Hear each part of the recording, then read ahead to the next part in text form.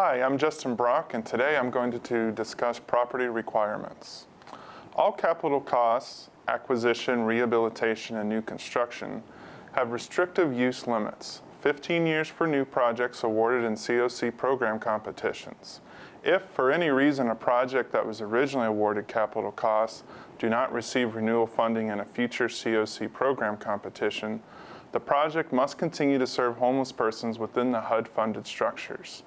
If this is not feasible, the recipient must repay HUD the previously awarded funds, plus any HUD-assessed penalties.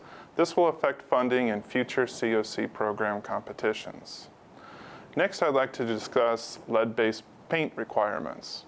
The lead-based paint requirements are located at 24 CFR 982.401.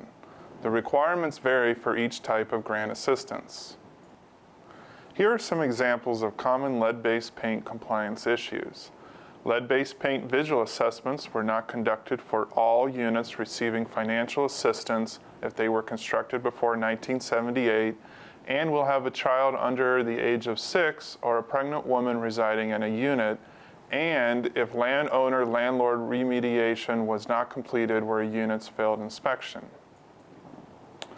When CoC program funds are used for rental assistance or to lease housing units, the housing must meet Housing Quality Standards, or HQS. Before any CoC program assistance is provided, the recipient or subrecipient must physically inspect each unit to ensure that the unit meets HQS. If a unit fails to meet HQS, the owner has 30 days to correct any deficiencies. Otherwise, recipients are prohibited from expending CoC program funds for the unit. Recipients or subrecipients must inspect all units at least annually during the grant period to ensure that the units continue to meet HQS. The recipient or subrecipient must retain documentation of compliance with the housing standards, including inspection reports. Properties must also meet state and local codes. All federally funded activities require an environmental review before any activities can be performed. Under the CoC program, environmental reviews are completed by a responsible entity, which is a unit of local government that assumes responsibility for the environmental review under 24 CFR Part 58. Because only a unit of general local government may act as a responsible entity, nonprofit recipients must work with their local governments to complete environmental reviews for their activities.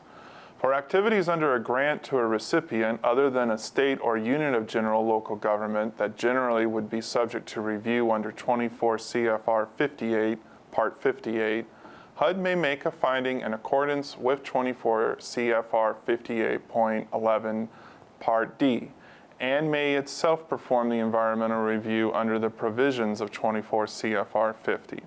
However, HUD will exercise this option only after confirming that all state and local governments refuse to act as responsible entities under Part 58. Although in the past, sponsor-based and project-based rental assistance might have been reviewed at a lower level of review, HUD considers these activities to be leasing for purposes of environmental review. These projects, therefore, should be considered categorically excluded from 58.5, known as CEST, and they require a limited scope environmental review.